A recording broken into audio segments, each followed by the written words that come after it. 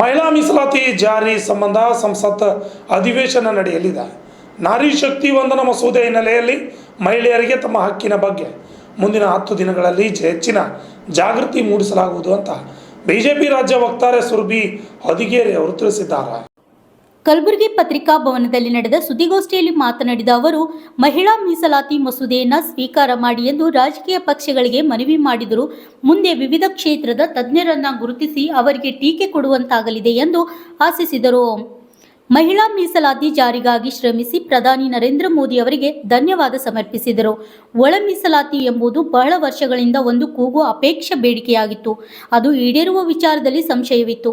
ಸುಮಾರು 15 ವರ್ಷಗಳ ಹಿಂದೆ ಅದು ಸಂಸತ್ತಿನಲ್ಲಿ ಚರ್ಚೆಗೆ ಬಂದಾಗ ಕೆಲವು ರಾಜಕೀಯ ಪಕ್ಷದವರು ಮಸೂದೆ ಹಾಳೆಯನ್ನು ಹರಿದು ಹಾಕಿ ಪ್ರಬಲ ವಿರೋಧ ವ್ಯಕ್ತಪಡಿಸಿದ್ದರು ಎಂದು ನೆನಪಿಸಿಕೊಂಡರು. Bureau report, RJ32 Kannada news, Kalaburagi.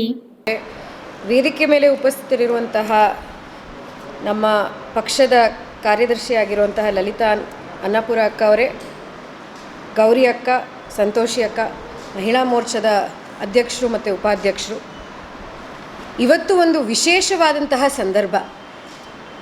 ನಿಮ್ಮ ಮಾಧ್ಯಮ ಮಿತ್ರರಲ್ಲಿ ಯಾರು ಮಹಿಳೆಯರು ಕಾಣಿಸ್ತಿಲ್ಲ ಹೊರತು ಪತ್ರಿಕಾಗೋಷ್ಠಿ ನಡೆಸ್ತಿರೋದು ಎಲ್ಲ ಮಹಿಳೆಯರು. ಯಾಕೆ ಅಂದರೆ ನಿಮಗೆಲ್ಲರಿಗೂ ತಿಳಿದಿರೋ ಹಾಗೆ ಇದೇ ತಿಂಗಳು ಏಪ್ರಿಲ್ 16 ಇಂದ 18ವರೆಗೆ ಸಂಸತ್ತಿನಲ್ಲಿ ಪ್ರಧಾನಮಂತ್ರಿ ನರೇಂದ್ರ ಮೋದಿ ಅವರ ನೇತೃತ್ವದಲ್ಲಿ ಸರ್ಕಾರ ಒಂದು ವಿಶೇಷವಾದಂತಹ ಸಭೆಯನ್ನು ನಡೆಸಲಿದೆ, ವಿಶೇಷವಾದಂಥ ಅಧಿವೇಶನ ನಡೆಸಲಿದೆ.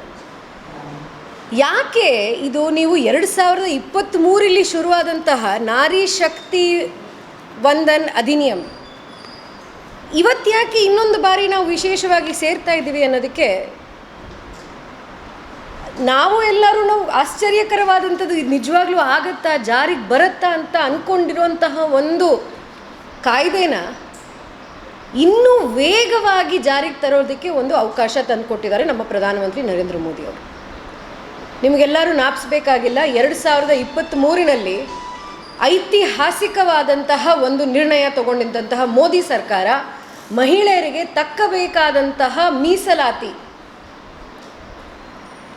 ಯಾವ ದೇಶದಲ್ಲಿ ಬಹಳಷ್ಟು ನಮಗೆ ಉಪಚಾರ ಮಾಡುವಂತಹ ದೇಶಗಳಲ್ಲಿ ಮಹಿಳಾ ಒಂದು ವೋಟ್ ಮಾಡೋದಕ್ಕೆ ಅವರಿಗೆ ಅವಕಾಶ ಇರ್ತಿರ್ಲಿಲ್ಲ.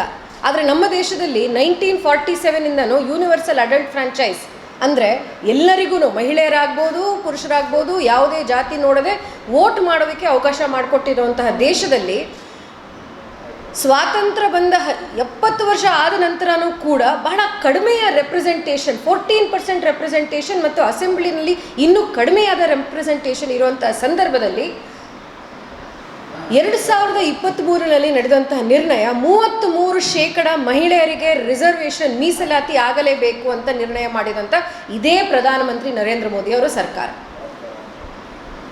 ಅದು ಮಾಡಿದಾಗ ನಿಮಗೆಲ್ಲರಿಗೂ ಗೊತ್ತಿರೋಂಗೆ ಅದು ಕಾನ್ಸ್ಟಿಟ್ಯೂಷನಲ್ ಅಮೆಂಡ್ಮೆಂಟ್ ಬಿಲ್ ಆಗಿರೋದ್ರಿಂದ 2/3 ಮೆಜಾರಿಟಿಯಿಂದ ಮಾಡಬೇಕಾಗಿತ್ತು. ಹಾಗಾಗಿ ಯಾವ ಪೊಲಿಟಿಕಲ್ ಪಕ್ಷಗಳಿಗೆ ಇಷ್ಟು ವರ್ಷ ಹೊಸದಲ್ಲ, 30 ವರ್ಷದ ಹೋರಾಟ ಇದು, 30 ವರ್ಷದ ಹೋರಾಟ. ಕಾಂಗ್ರೆಸ್ ಅವರು ಹೇಳುವಂಥದ್ದು ರಾಜೀವ್ ಗಾಂಧಿ ಅವರ ಆಲೋಚನೆ, ಆದರೆ ರಾಜೀವ್ ಗಾಂಧಿ ಅವರ ನೇತೃತ್ವದಲ್ಲಿ ಅದು ಪಾಸ್ ಆಗಿದ್ದು ಮತ್ತು ಪಂಚಾಯತಲ್ಲಿ ರಾಜ್ಯದಲ್ಲಿ 33% ಪಾಸ್ ಆಗಿದ್ದು ಅವ್ರದ್ದು ನೇತೃತ್ವದಲ್ಲ. ನಂತರ PV ನರಸಿಂಹರಾವ್ ಅವರ ಸರ್ಕಾರದಲ್ಲಿ ಜಾರಿಗೆ ಬಂದಂತಹ 33% ಅರ್ಬನ್ ಲೋಕಲ್ ಬಾಡೀಸ್ ಮತ್ತು ಪಂಚಾಯತ್ ಸಿಸ್ಟಮ್ನಲ್ಲಿ.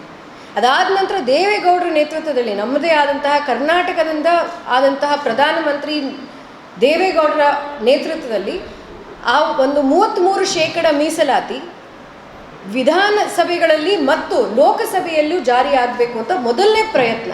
ಆದರೆ ಅಷ್ಟು ವರ್ಷಗಳಿಂದ ಲೋಕಸಭೆಯಲ್ಲಿ ಮಂಡನೆ ಆಗತ್ತೆ, ಅದು ಪಾಸ್ ಆಗಲ್ಲ, ರಾಜ್ಯಸಭೆಯಲ್ಲಿ ಮಂಡನೆ ಆಗತ್ತೆ, ಅದು ಪಾಸ್ ಆಗಲ್ಲ, ಬಹಳಷ್ಟು ವಿರೋಧಿಗಳು ಅದಕ್ಕೆ ಬೇರೆ ಬೇರೆ ಕಾರಣಗಳಿಂದ ವಿರೋಧ ಮಾಡಿಕೊಂಡು ಬಂದಿರುವಂತಹ ಸಂದರ್ಭದಲ್ಲಿ ಇದೇ UPA ಸರ್ಕಾರ ಸೋನಿಯಾ ಗಾಂಧಿ ಅವರ ಒತ್ತಾಯದಲ್ಲಿ ಈ ಒಂದು ಬಿಲ್ಲನ್ನು ಪ್ರಯತ್ನ ಪಟ್ಟರು ಪಾಸ್ ಮಾಡೋದಕ್ಕೆ. ಆ ಬಾರಿನೂ ಆಗಲಿಲ್ಲ, 2 ಹೌಸಲ್ಲಿ ಪಾಸ್ ಮಾಡೋದಕ್ಕೆ ಆಗದೇ ಇರುವಂತಹ ಬಿಲ್ಲನ್ನು 2023 30 ವರ್ಷ ಹೋರಾಟದ ಫಲಿತಾಂಶವಾಗಿ ನರೇಂದ್ರ ಮೋದಿ ಅವರ ಸರ್ಕಾರ ಈ ಒಂದು ಬಿಲ್ಲನ್ನು ಆ್ಯಕ್ಟ್ ಮಾಡೋದಕ್ಕೆ ಮಾಡಿ ದೇಶಾದ್ಯಂತ ಮಹಿಳೆಯರಿಗೆ ಈ ಒಂದು ಹಕ್ಕನ್ನು ಕೊಟ್ಟರು. ಆದರೆ ಭವಿಷ್ಯವನ್ನು ಅದನ್ನ ಇವತ್ತು ಅದರಲ್ಲೂ ಕೂಡ ಮಹಿಳೆಯರ ಸಾಮರ್ಥ್ಯ ಅಡಗಬೇಕು ಅನ್ನೋ ಕಾರಣಕ್ಕೆ ಇವತ್ತು ಸನ್ಮಾನ್ಯ ನರೇಂದ್ರ ಮೋದಿಯವರು ಇಂಥ ಒಂದು ಮಹತ್ವದ ನಿರ್ಧಾರವನ್ನು ಕೊಟ್ಟಿದ್ದಾರೆ. ನಾವೆಲ್ಲ ಇದಕ್ಕೆ ಮತ್ತೊಮ್ಮೆ ಅವರಿಗೆ ಅನಂತ ಕೋಟಿ ವಂದನೆಗಳನ್ನು ಸಲ್ಲಿಸ್ತೇನೆ. ಇದರಲ್ಲಿ ಒಂದು ಇದು ವಿಳಂಬ ಆಗ್ತಾ ಇದೆ ಅಂತ ಒಂದು ಕೇಳಿದ್ದಕ್ಕೆ ಒಂದು ಸ್ವಲ್ಪ ಕ್ಲಾರಿಫಿಕೇಶನ್ ಕೊಡ್ತೇನೆ. ಈ ಒಂದು ಮಹಿಳಾ ಮೀಸಲಾತಿ ಬರಬೇಕು ಅಂತ ಹೇಳಿದ್ರೆ ಆ ಒಂದು ಚೌಕಟ್ಟಿನಲ್ಲಿ ಅಂದ್ರೆ ಕಾನೂನಾತ್ಮಕವಾಗಿ ಎಲ್ಲಾ ರೀತಿಯಲ್ಲೂ ಅದರಲ್ಲಿ ಜನಗಣತಿ ಆಗಬೇಕು, ಅದ್ರ ಜೊತೆಗೆ ಕ್ಷೇತ್ರದ ವಿಂಗಡಣೆಗಳಾಗಬೇಕು, ಇದೆಲ್ಲವೂ ಆಗಬೇಕು. ಯಾವುದೋ ಒಂದು ತರಾತುರಿನಲ್ಲಿ ಅವರು ಒಂದು ಮಹಿಳಾ ಮೀಸಲಾತಿ ಘೋಷಣೆಯನ್ನ ಮಾಡಿದ್ರೆ ನಾಳೆ ದಿವಸ ಅದಕ್ಕೆ ವಿರೋಧ ವ್ಯಕ್ತ ಆಗ್ಬೋದು, ಕಾನೂನಾತ್ಮಕವಾಗಿ ಹೋರಾಟಗಳಾಗ್ಬೋದು. ಆ ಥರ ಏನಾದರೂ ಆಗಿದ್ದ ಸಂದರ್ಭದಲ್ಲಿ ಬಹುಶಃ ರದ್ದಾಗುವಂಥ ಸಮಯ ಬಂದರೂ ಬರ್ಬೋದು. ಆ ಕಾರಣಕ್ಕಾಗಿ ಮಹಿಳೆಯರಿಗೆ ಯಾವುದು ಮೀಸಲಾತಿ ಕೊಡಬೇಕು ಅನ್ನೋಂಥದ್ದು ನಿರ್ಧಾರ ಆದಾಗ ಅದು ಮಹಿಳೆಯರಿಗೆ ಶಾಶ್ವತವಾಗಿ ಮತ್ತು ಗಟ್ಟಿಯಾಗಿ ಇರ್ತಕ್ಕಂಥ ನಿರ್ಧಾರದ ಆಗಬೇಕು ಅನ್ನೋ ಕಾರಣಕ್ಕೆ ಇದೊಂದು ಸ್ವಲ್ಪ ವಿಳಂಬ ಅನ್ನೋದಲ್ಲ, ಸಂವಿಧಾನಾತ್ಮಕವಾಗಿ ಚೌಕಟ್ಟಿನಲ್ಲಿ ಇಟ್ಕೊಂಡು ಎಲ್ಲವನ್ನ